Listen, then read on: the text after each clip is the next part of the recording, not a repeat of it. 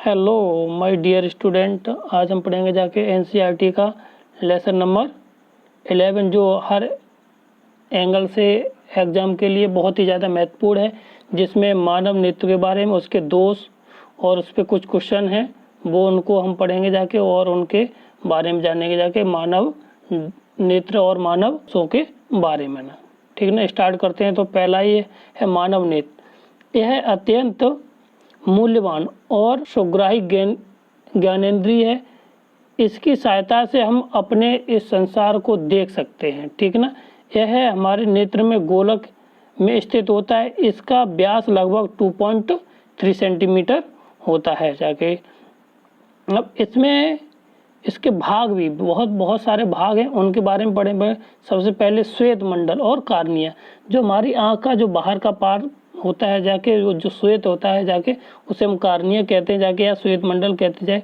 यह नेत्र का अग्रभाग एक पारदर्शी झिल्ली है जिस नेत्र में प्रवेश करने वाली प्रकाश किरणों का अधिकांश अपवर्तन कार्निया के बाहरी पृष्ठ में होता है जाके। यानी कि जो कार्निया है उसमें जो हमारी पारदर्शी झिल्ली लगी हुई है, अगर उसमें नेत्र में प्रकाश प्रवेश करता है तो जाकर उसका जो परावर्तन वो कार्निया की पृष्ठ पर ही अधिकतर होता है जाके। उसमें फिर लगा होता है लेंस उसमें कौन सा लगा होता है जाके, उत्तल लेंस लगा होता है जाके।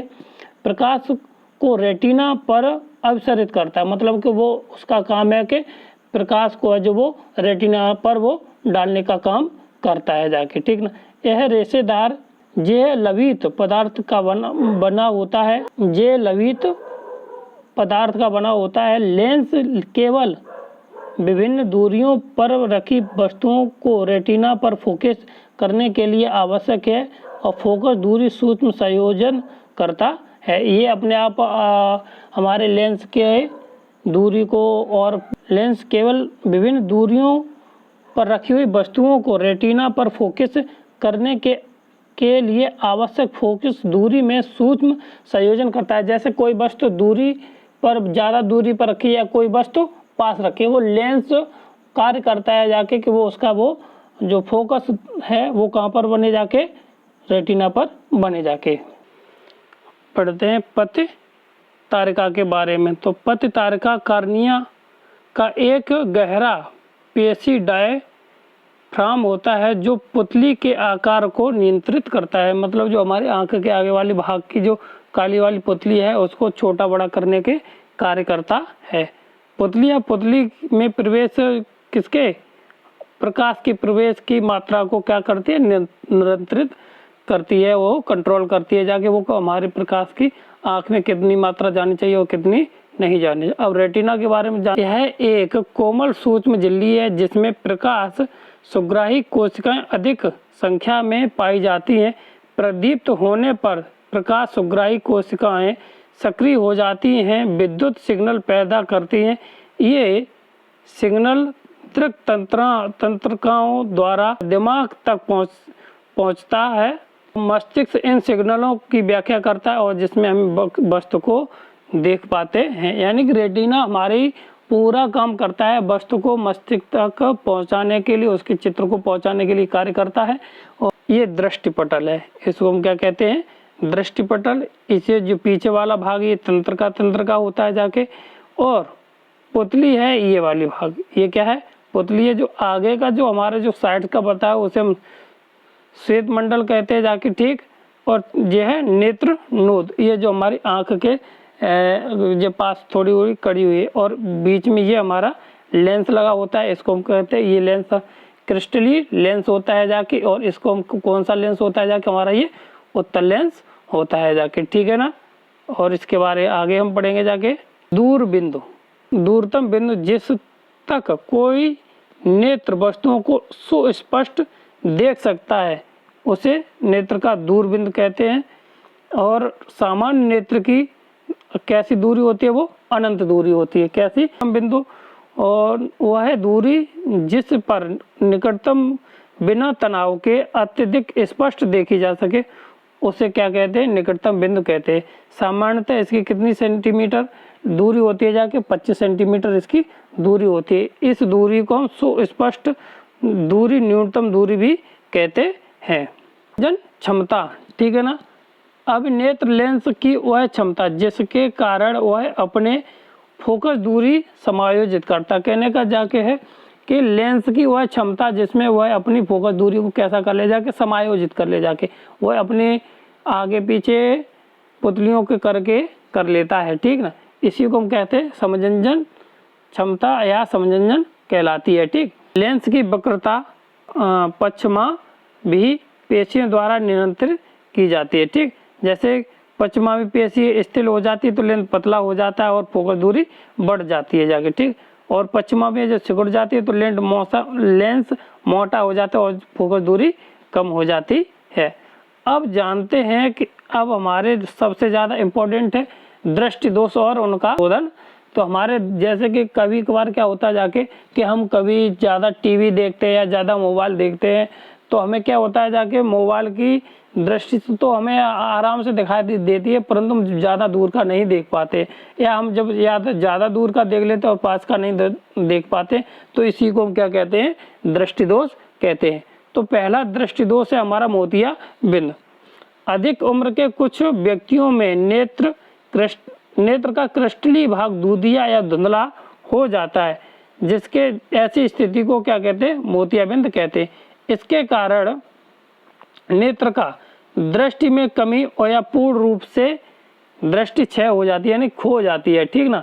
और शल्य चिकित्सा से के बाद दृष्टि दूरी का लौटना संभव हो जाता है, यानी कि उसका ऑपरेशन वगैरह कर देते हैं जाके तो वो लौट आते जाके, ठीक। तो सबसे पहला दोष, दूसरा दोष है निकट दृष्टि दोष। इस दोष में इस दोष में व्यक्ति निकट रखी वस्तुओं को स्पष्ट तो देख पाता है परंतु दूर की वस्तु को स्पष्ट नहीं देख पाता है, और ऐसे दोषयुक्त व्यक्ति का दूर बिंदु अनंत न होकर नेत्र के पास आ जाता है, ठीक। इस दोष के होने के कारण क्या क्या कारण है जो यह दोष हो जाता है। नंबर 1, वक्रता त्रिज्या का अधिक होना और कैसा होना, लंबा होना जाके, नेत्र गोलक का लंबा हो जाना जाके ये इसके कारण है, ठीक। अब निवारक इसका यही है कि इसमें उत्तल लेंस का प्रयोग किया जाए। क्या किया जाए, इस दोष को दूर करने के लिए उपयुक्त क्षमता वाला उत्तल लेंस का अवतल लेंस का प्रयोग किया जाए। किसमें, इसमें, ठीक, क्लियर। दूर दृष्टि दोष या दीर्घ दृष्टि दोष। दीर्घ दृष्टि दोष वाला व्यक्ति तो दूर की वस्तु को तो स्पष्ट देख लेता है परंतु पास की वस्तु को नहीं देख पाता, मतलब कि उसकी 25 सेंटीमीटर से भी दूरी उसकी घट जाती है जाके, ठीक ना। इसकी फोकस दूरी, कारण इसके हैं फोकस दूरी अधिक हो जाना और नेत्र गोलक का छोटा हो जाना जाके, ठीक। इसका उपाय है कि हम किसका लेंस का प्रयोग करेंगे जाके, उत्तल लेंस का प्रयोग करेंगे जाके, जिसके कारण हमारी जो फोकस दूरी है वो और सीधी सीधी रेटिना पर पड़ने लगेगी जाके, ठीक, क्लियर। आगे है जरा दूर दृष्टि दोष। आयु के बढ़ने के साथ साथ मानव नेत्र में समंजन क्षमता घट जाती है जाके। अधिकांश व्यक्तियों का निकट दृष्टि निकट बिंदु दूर हो जाता है जाके, जिससे कि ये जरा दूर दृष्टिता आ जाती है, ठीक। इसका कारण क्या है कि मांसपेशियों को धीरे धीरे दुर्लभ होना और लेंस में लचीलापन आ जाने के कारण हो जाती है, ठीक। निवारण है इसका लिए उपाय है हमारे इससे बचने के लिए कि उत्तल लेंस का प्रयोग किया जाए या दोनों प्रकार के लेंसों को, निकट दृष्टि दोष और दूर दृष्टि दोष, द्विफोकसी लेंस का प्रयोग किया जाता है जाके, जिसमें ऊपरी भाग होता का कैसा होता जाके, अवतल होता जाके, और नीचे वाला भाग कैसा होता जाके, उत्तल होता है जाके, ठीक, क्लियर। दोनों लेंसों के सिर पर समान होने की स्थिति का लाभ, ठीक है ना, जिसमें हमें त्रिविम चाक्षुकी का लाभ मिलता है। इसमें हमारा दृष्टि क्षेत्र विस्तृत हो जाता है जाके। प्रिज्म से प्रकाश परावर्तन, ठीक है ना।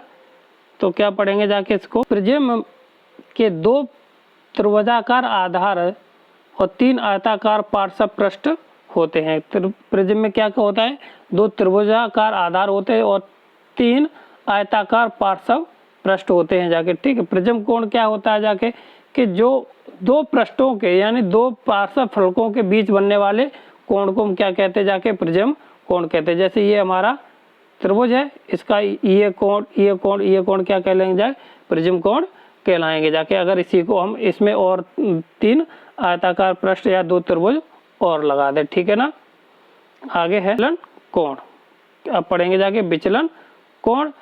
आपतित किरण और निर्गत किरण मतलब आने वाली किरण और निकलने वाली किरण के बीच के कोण को क्या अगर विचलन हो जाता है जाके, उसको हम क्या कहते हैं, विचलन कोण कहते हैं। देखिए जैसे कि ये किरण इधर आई, ठीक, परंतु इसे सीधा चला जाना था, परंतु ये क्या हुई, सीधा ना जाके पहले इधर गई, फिर यहाँ से ये, तो ये कोण जो बनते हैं इन्हीं को हम क्या कहते हैं, विचलन कोण के नाम से।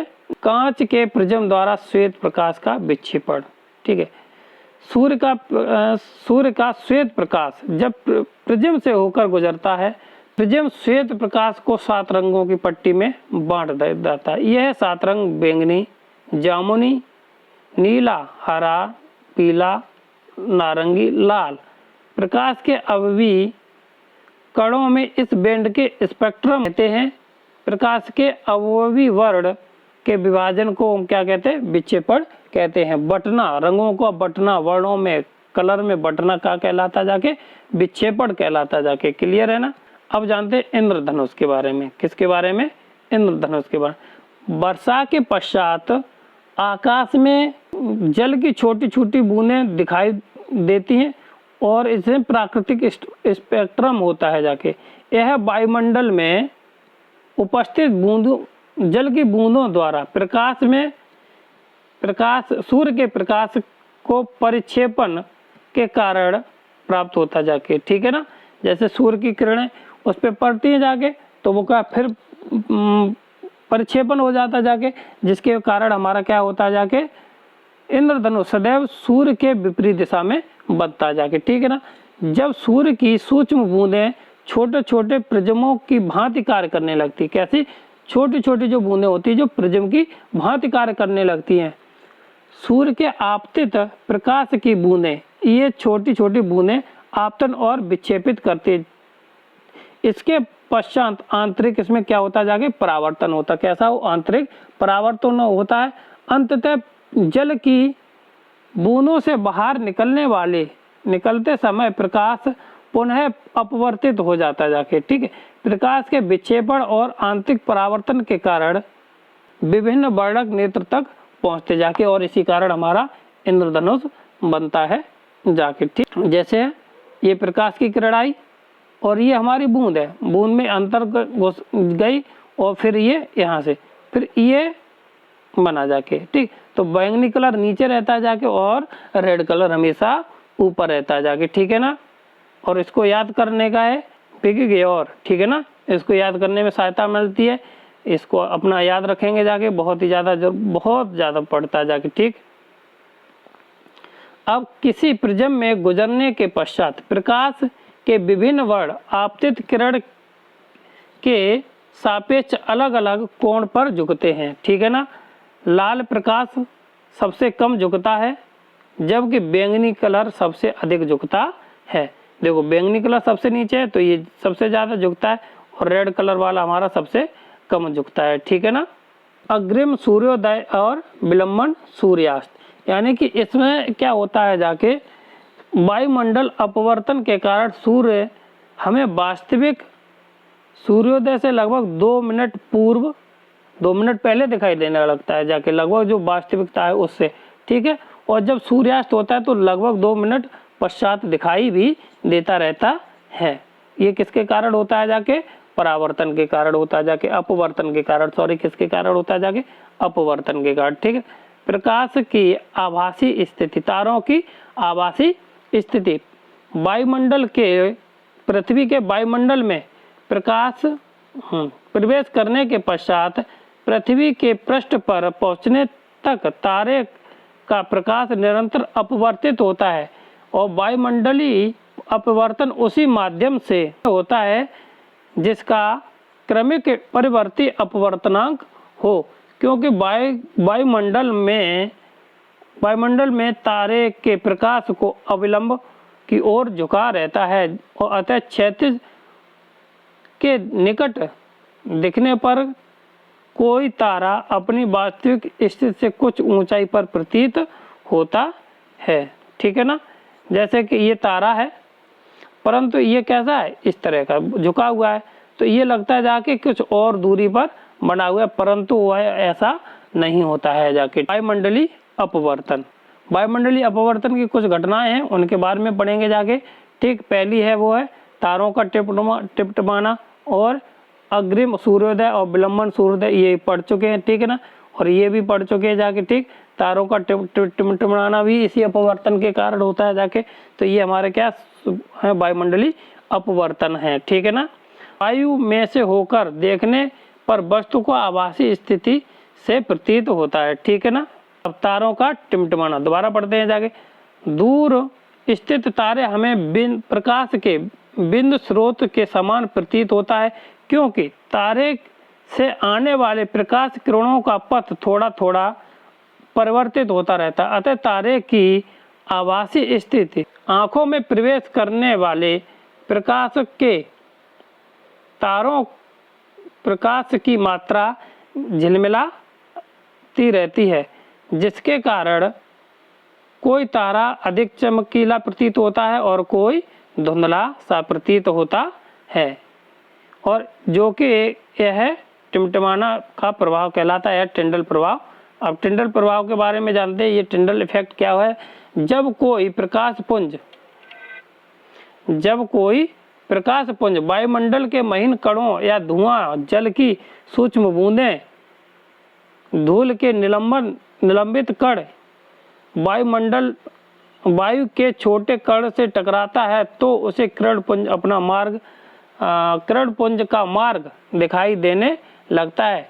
कोलाइडी कणों के द्वारा प्रकाश के प्रकीर्णन की परिघटना को क्या कहते हैं जाके, टिंडल प्रभाव कहते हैं। उदाहरण में देखते हैं जाके, जब धुएं से भरे किसी कमरे में सूक्ष्म छिद्र से कोई पतली प्रकाश की किरण डाली जाती है, ठीक है, तो हमें टिंडल प्रभाव देखने के लिए मिलता है। उसमें क्या होता है जाके, कोई ऐसे तारे चलते रहते हैं, उसमें कोई भी कण एक दूसरे टकराकर इधर उधर भागता रहता है। ठीक है ना, खतरे के संकेत लाल रंग के क्यों होते हैं जाके, खतरे के संकेत लाल रंग के क्यों होता है जाके, इसमें पढ़ेंगे जाके लाल रंग का क्यों होता है।